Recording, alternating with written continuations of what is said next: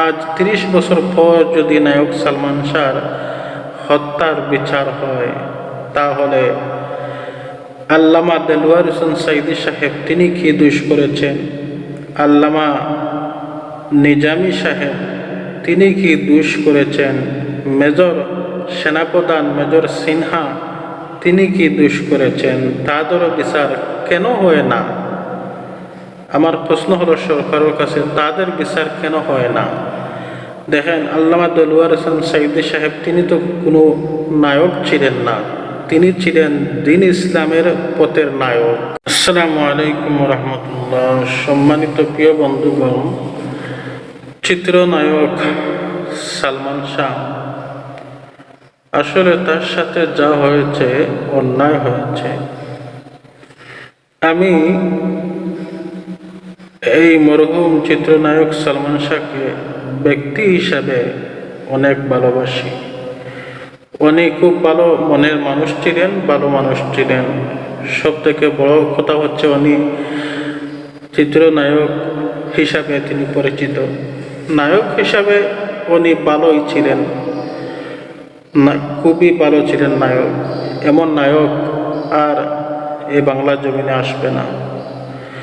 সম্মানিত প্রিয় বন্ধুগণ, তিনি হচ্ছেন আমাদের সিলেটেরই মানুষ,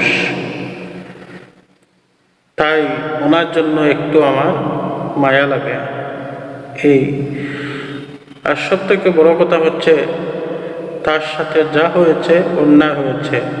আমি চাই এই অন্যায়কারীরা অবশ্যই তারা শাস্তি পাওক।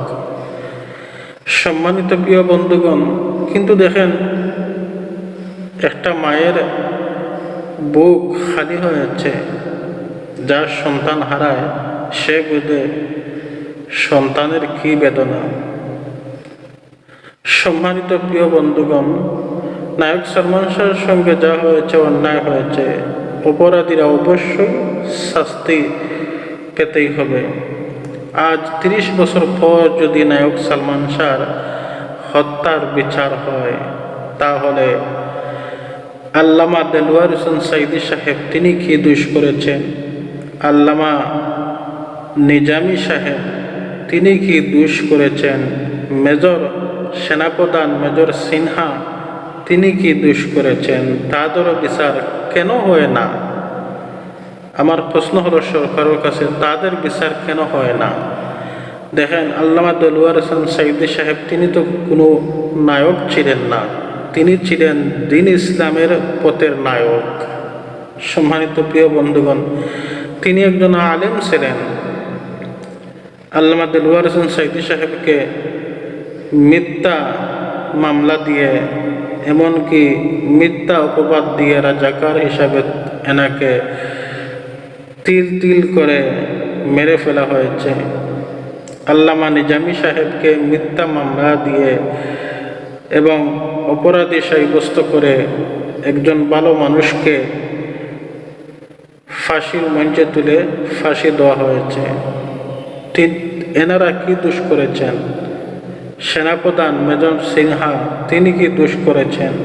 কিন্তু এখন পর্যন্ত এনাদের বিচার হয় নাই। অথচ ৩০ বছর পর নায়ক সালমান শাহর বিচার ঠিকই হচ্ছে। দেখেন, আজ হোক কাল হোক, ইনশাল্লাহ এদের বিচার হতেই হবে। এটা বাংলার জনগণের আশা আকাঙ্ক্ষা। আসসালামু আলাইকুম রহমতুল্লাহ।